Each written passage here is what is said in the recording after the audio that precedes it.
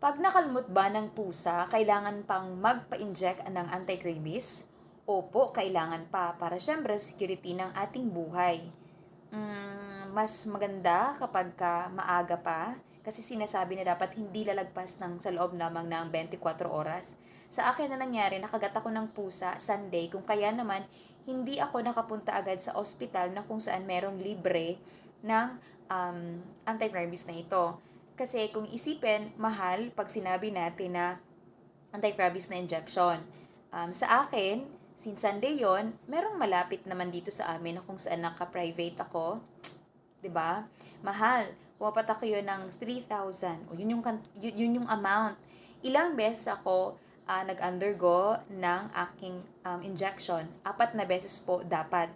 Bakit dapat? Kasi tatlo pa lang po ang aking napa-inject sa aking katawan. O 'di ba? Kaya naman kailangan nating mag-ingat na hindi agad-agad, hindi basta-basta makalmot ng pusa o ng aso natin. Bakit? Magastos 'yon, 'di ba?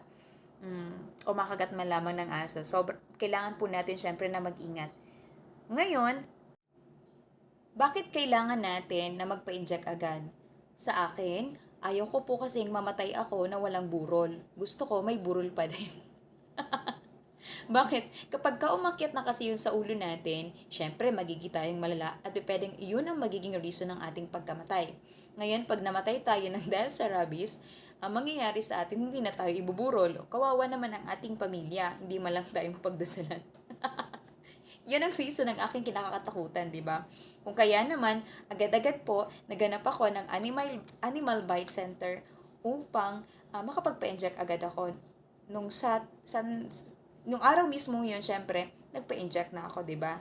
So, sana po nasagot ko ang mga nagtanong kung kailangan ba na magpa-inject kahit na nakalmot lang tayo ng pusa.